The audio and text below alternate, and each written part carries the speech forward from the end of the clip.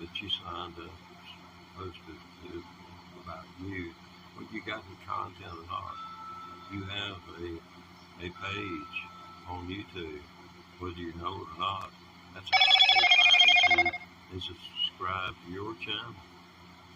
Because if you post your name or just post a comment, whether it's like nice words, bad words, I'm still gonna friend you because I believe in you. I believe that we all got more in common than we have ever had. More now than ever. It's us against the world. They've all ganged up on us. They're coming at us from all angles. We don't get together as Americans and we're all going to do anything. And I want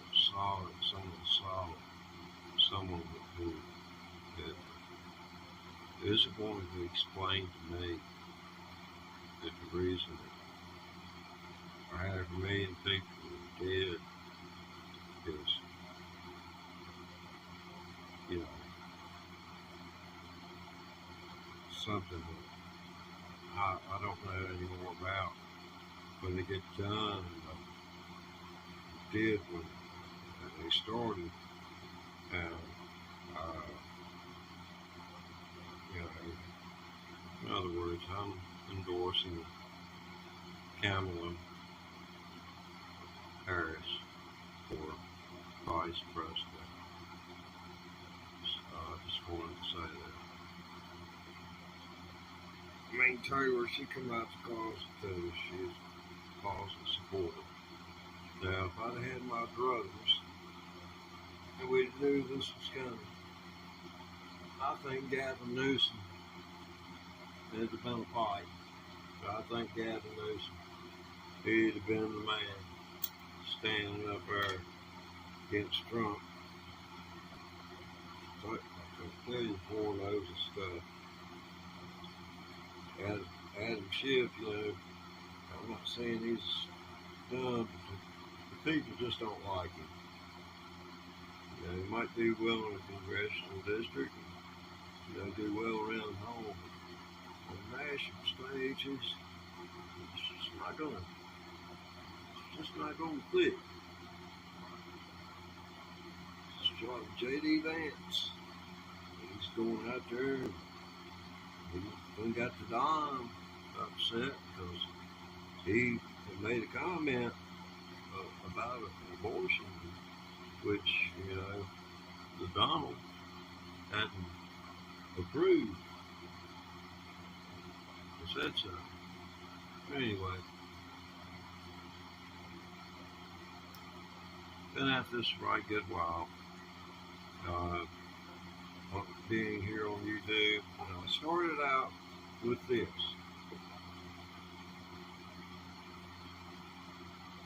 I put out a video in November, December, and January.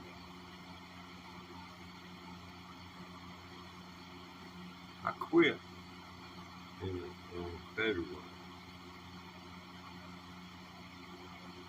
It was though I was not here. I did not exist, and I was not worth listening to. So I quit playing banjo. But then I was thinking that, you know, I was wired, you know, mentally toward music, and I have always so highly admired electric musicians for their not just their individuality and creativity that a lot of times associated with that, you know, outstanding personality, but I just wanted to try. I figured I was always too stupid, so I had a banjo. It's on my Facebook page. You can go look me up on Facebook. I was the one who put out a bluegrass singer-songwriter. page on Facebook in 2010. It's got some, big names here in the bluegrass. But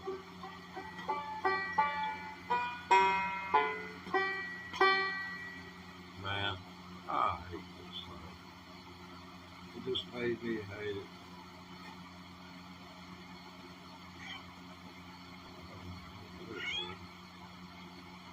She wants to come in, tell her come on in. Just keep it down. She gets to squalling. You get on her, she starts squalling now. Y'all get a little loud sometimes.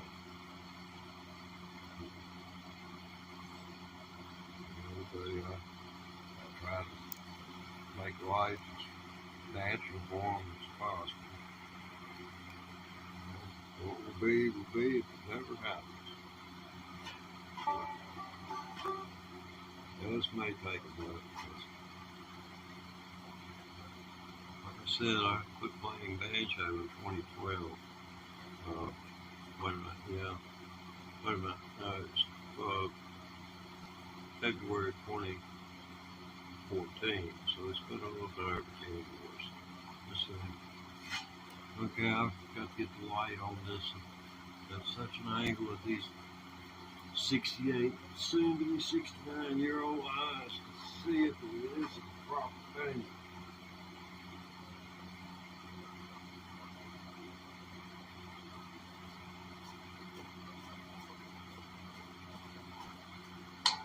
There it is. If it don't pop, it ain't looking nowhere.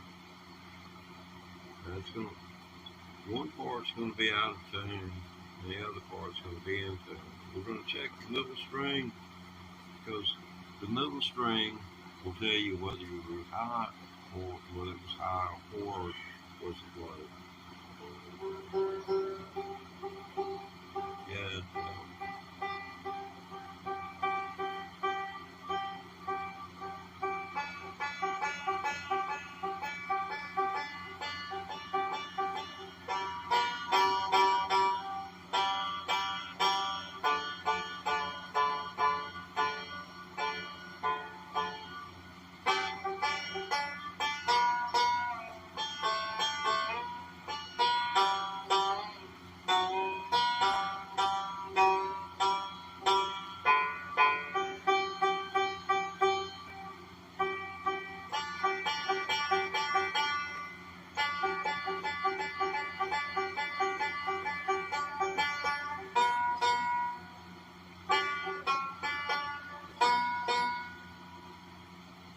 Know anything about the person that holds the Guinness Book of World Records fastest banjo player?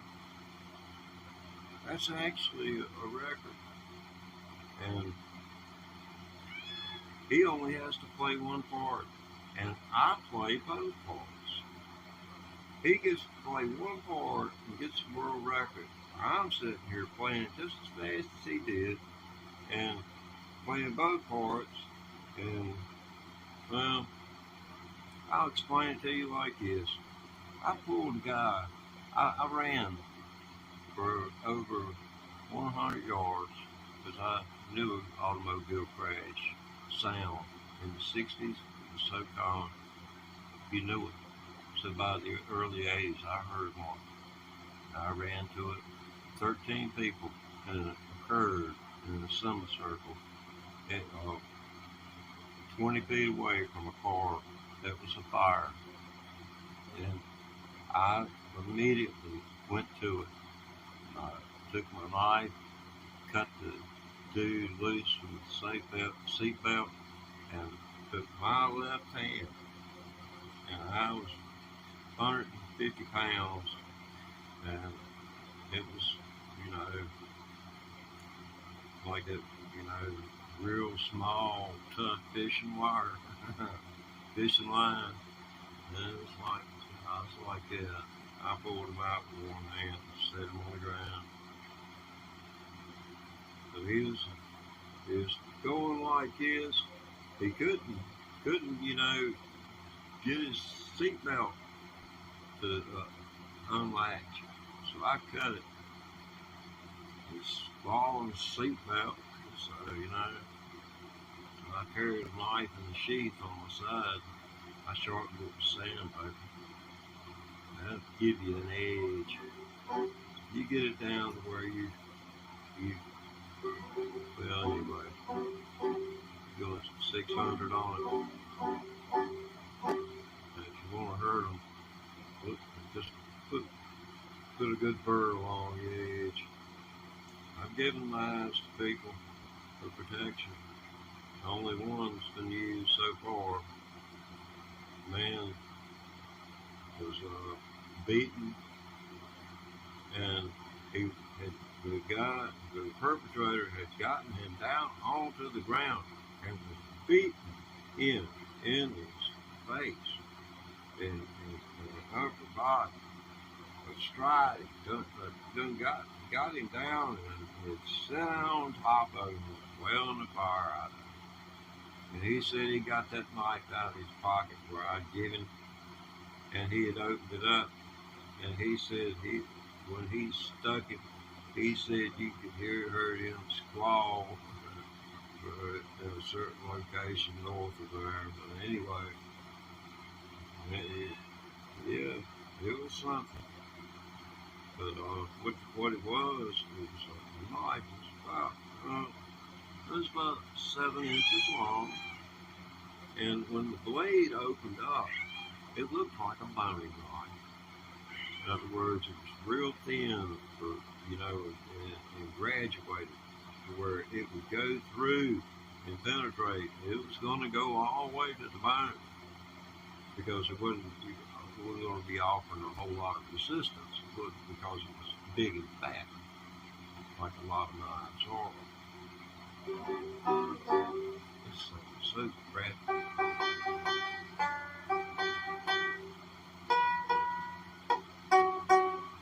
No wonder. You hear that? Please. Okay, thank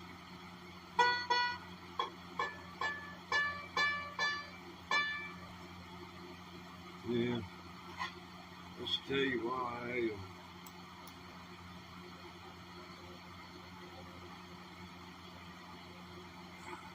I've never been able to afford one to stay in tune. This one has been broken right here and put back together. A good luthier takes good care of and puts it back together and stay in tune. This one doesn't. I don't know whether that's the problem or not. I've got to, this has got to go.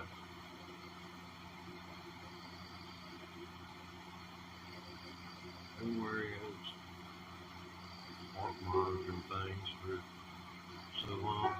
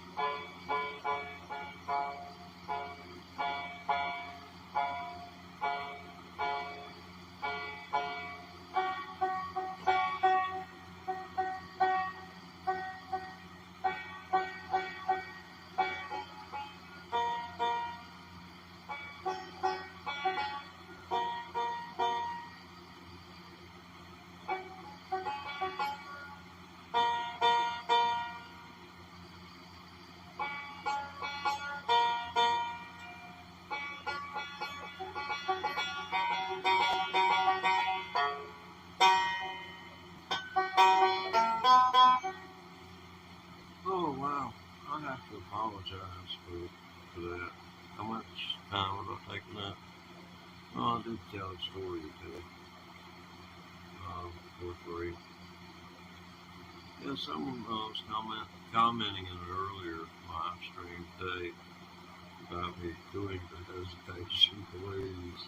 So I was doing it a little bit fast. And I didn't, you know, I'm no singer, so, you know, I couldn't think of the one verse at that time, and I've been running a whole lot of stuff through my head. You know, I grew up and was born in the 50s, so, you know, knew about Woodstock. I didn't know it until after it was done. I got to see Roger Daltrey and the Who.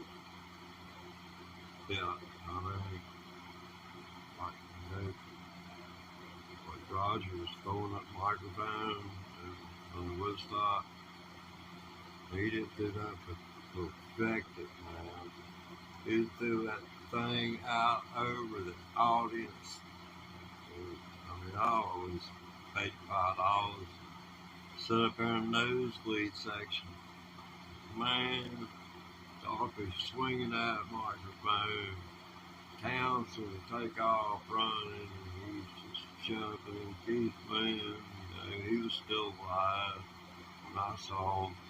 He's going crazy, so, you know, it's just so awesome.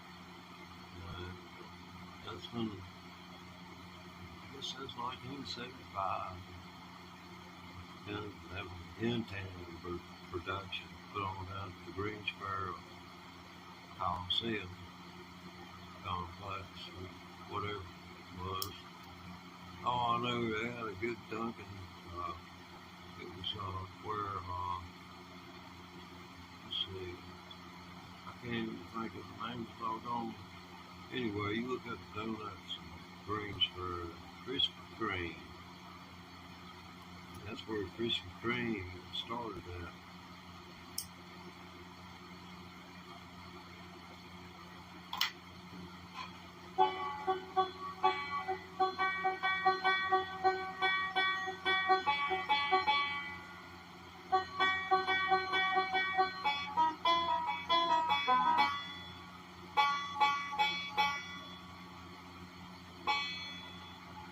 The thing is pronounced out too.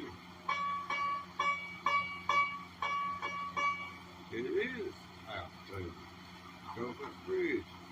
See, the point, the whole thing about this is right here at the edge of this is equidistant to this here at this point. It's the same distance from here to here as it is from here to here. And if you shorten this distance, this string is going to sound when this banjo is tuned. And I can tune it. And it could be out of tune, but because the bridge is cockeyed, that's how sensitive I am about it, and being that sensitive is drives you nuts. It was part of why I quit, because I spent so much of my time tuning the instrument. You know, it wasn't as bad. I wouldn't spend a half hour like I spent messing with it here to do it, but it would, you know, it would take up a couple of minutes every hour just to make sure to touch the top and make sure that everything is right. Because once you get, this is a brand new hide, brand new bridge, the tailpiece is shot on it, and the neck needs to be reseated, and because it's wobbling side to side, all that's, you know, going against it, and therefore against me. Like, you know, so I should have gotten it out earlier before I started the video, but maybe somebody's learning something.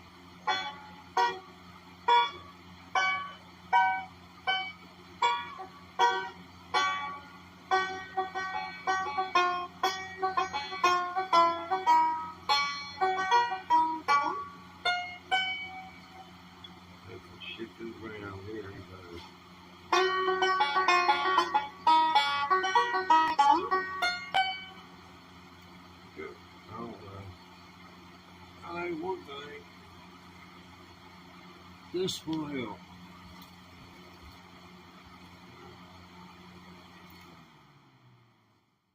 There's, I'd say about a decrease of 40 decibels.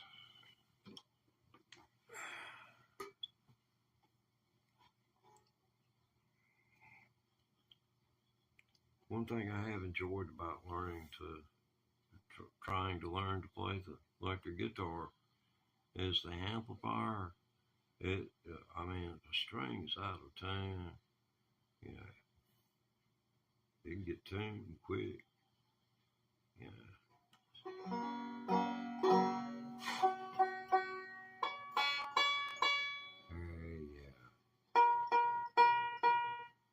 yeah, that's still not right. What you have to do on these B strings, some people do it right here, but that's not the way to do it. You do it down here. You take a file, the same diameter as the string that's going to pass through it, and you go at a downwards motion, and you don't do it like you're trying to doggone dig through China, and you can't hurry. You take time and make smooth, slow pass. Pretend like you're putting your finger on a baby's head, and if it wakes up, somebody's going to shoot you.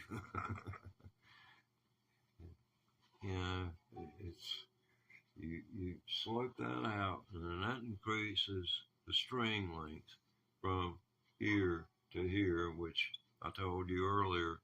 This is a midway point. From here to here is halfway, and it takes both of those to make this when it's in tune.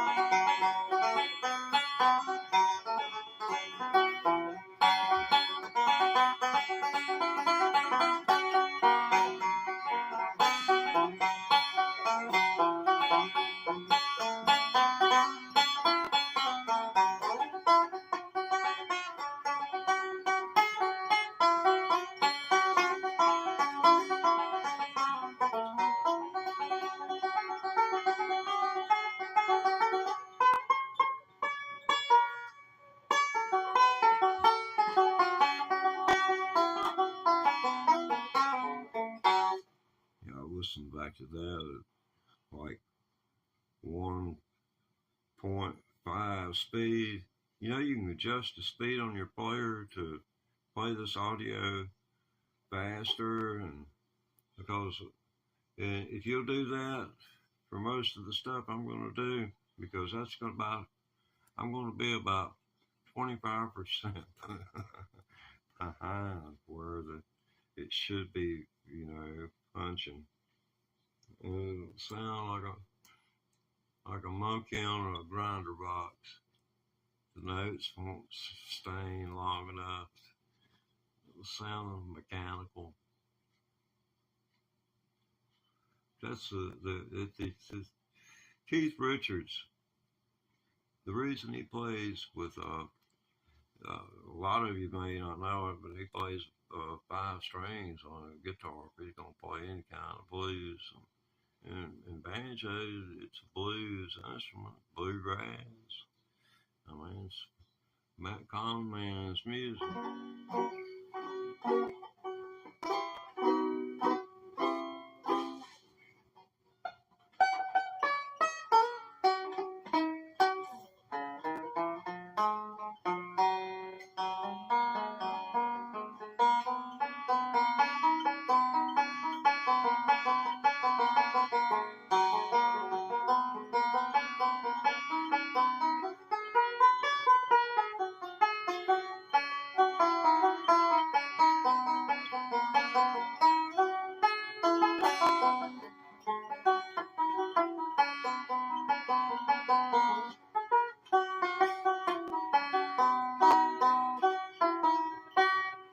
Yeah, it goes.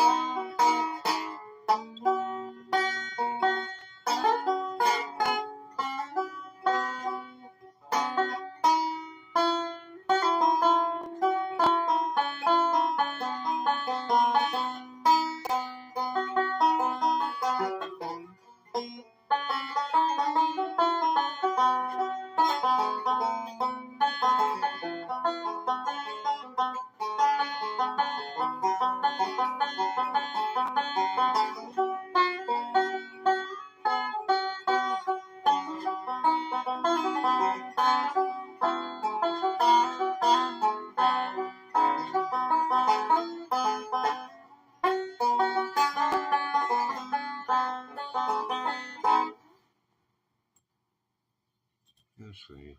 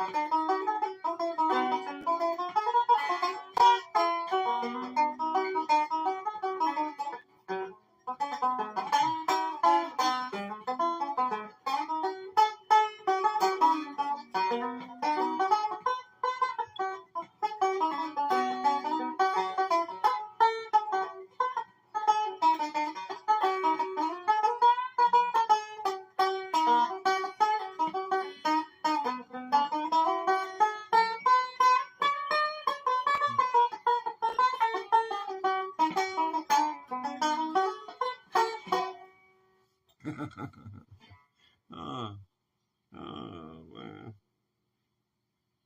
I started thinking guitar licks. May as well get some damn good out of this thing tonight. Oh,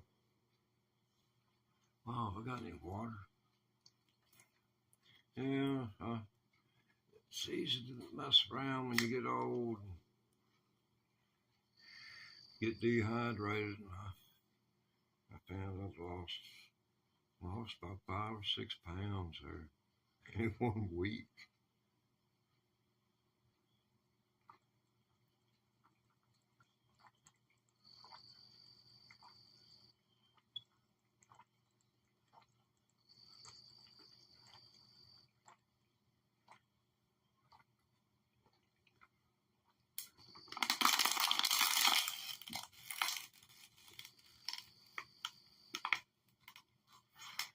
Yeah.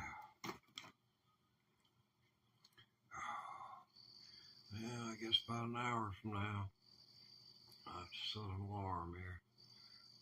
Come here. All right. Hour from now. Oh, be signing off. I'm gonna fix me 3 fried eggs. If you haven't tried this, get you some grapes, strawberry. I mean, you can have fruit and make it more interesting.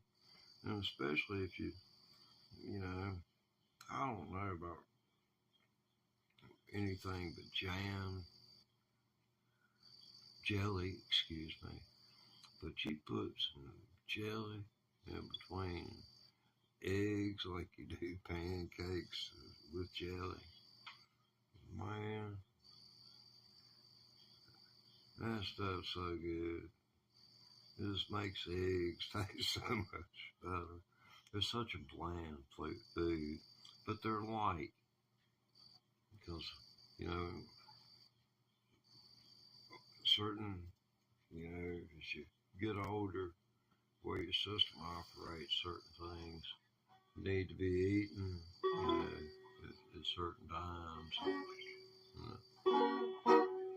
Yeah, I'll eat me about three jelly eggs, about as many pieces of toast.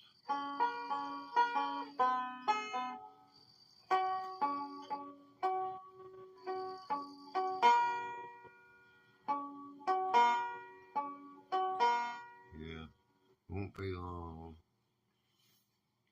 Yeah, won't be long.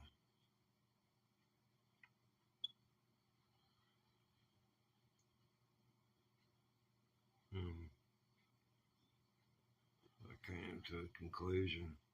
Took a long time. I had something been bugging me for a long time. Being scared of the dark. I was 24 years old, and I got some people. They took me to Smith Mountain Lake. I had a pup tent, a doggone sleeping bag, and a little bit of camping gear. Took me up there and left me on a field next to a tree line. I went in, and I sat up there, and I listened to every sound that there was around me from, I suppose, maybe hundreds of feet away. I mean, I was on the side of a mesotrophic lake. A mesotrophic lake is extremely alive that time of year, which would have been around June. There would have still been spawning going on at that time.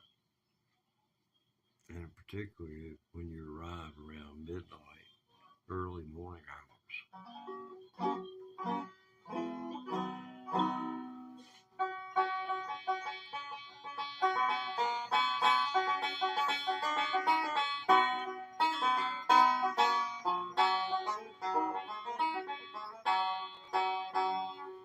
man, this thing gonna sound like crap when I listen back to it.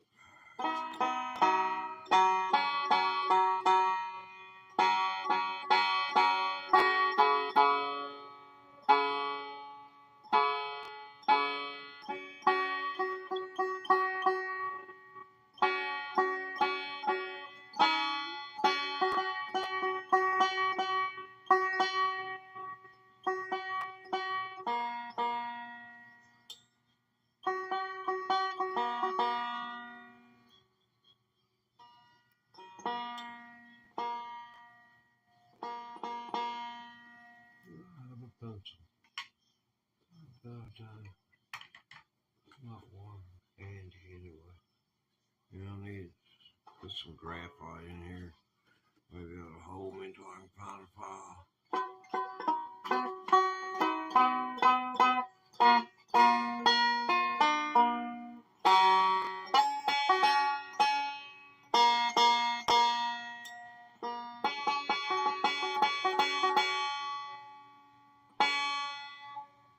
I'll just tune with the second string and I won't have nothing to worry about.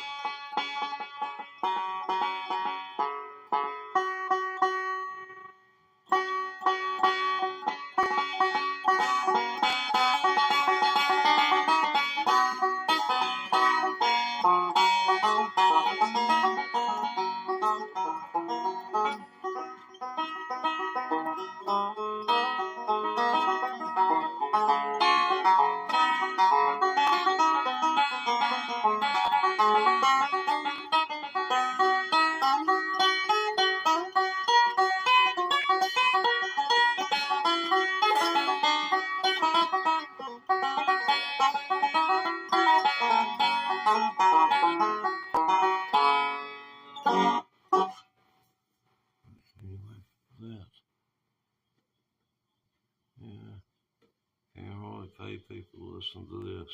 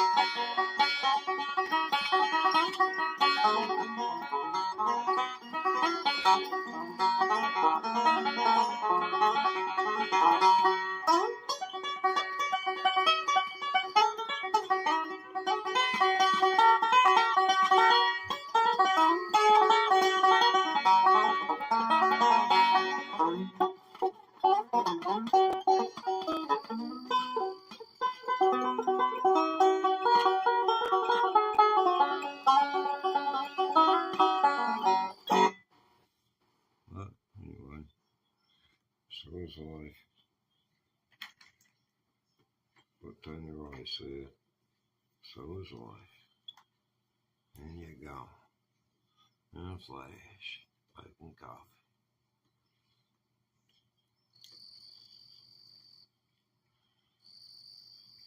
Hope that's the way I got it.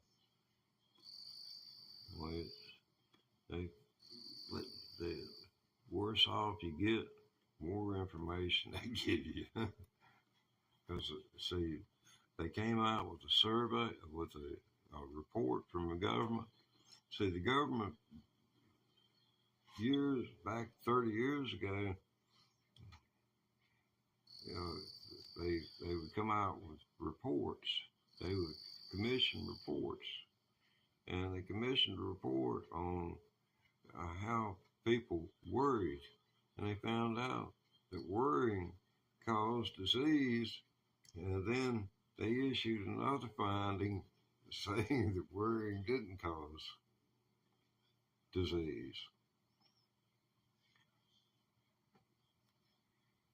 So, stress, in other words.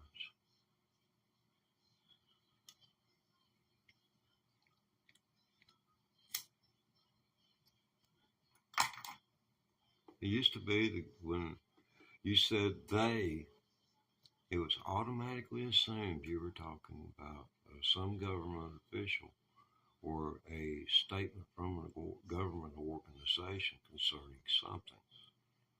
And that was the way it was looked at. And it was them and us. And they were our government, and they were our officials. And we had to abide by what our officials said, because they were the makers of the law, and we agreed to let them represent us, because they said they had our best interest at heart. And most people don't know that people like Rupert Murdoch, he's licensed, and he signed a piece of paper saying he would operate that station of his in the better interest of the American people. That's a statement that's being signed since the 1930s by every owner of a radio station. Small, large, I don't give a damn how big. You've got to sign that promise to the federal government, because it's regulated by the federal government. Any broadcast entity that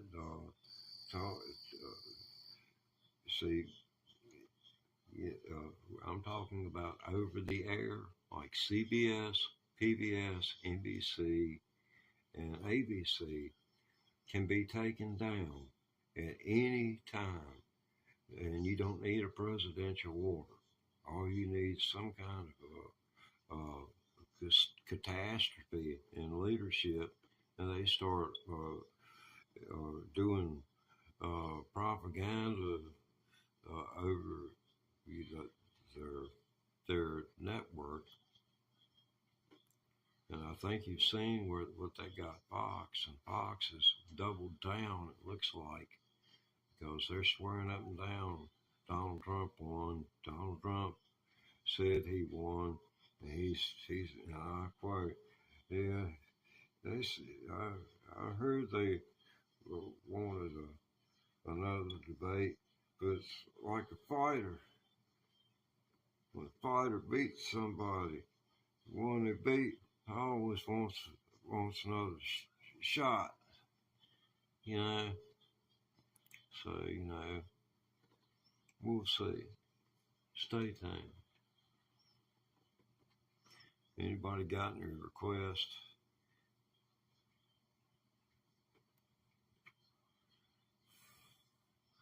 I guess it's play. Wow, man, I wish I could hook his electric guitar up. I hate playing this banjo. I quit 10 years ago in February. It's going on 11 years, quit. I bet I ain't played 100 hours.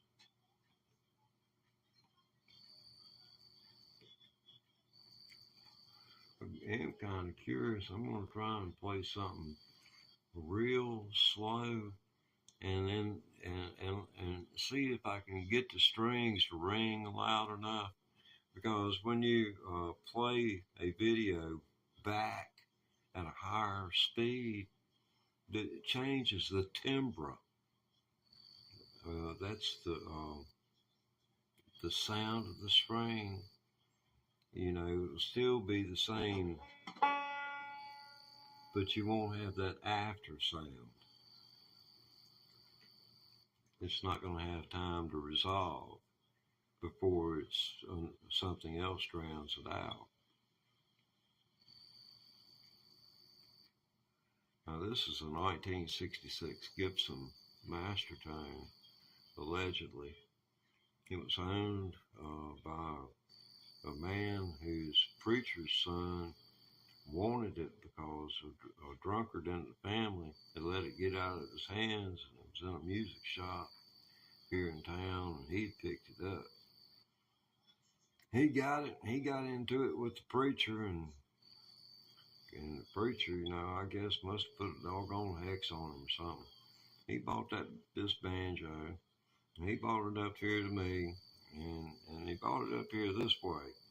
He didn't say nothing about that preacher, but he said, I figured if you was ever going to have a banjo and keep it, because I would sell, if you had, back then I'd have $1,200, $1,500 tied up on a 5-string banjo back in the 80s and 90s.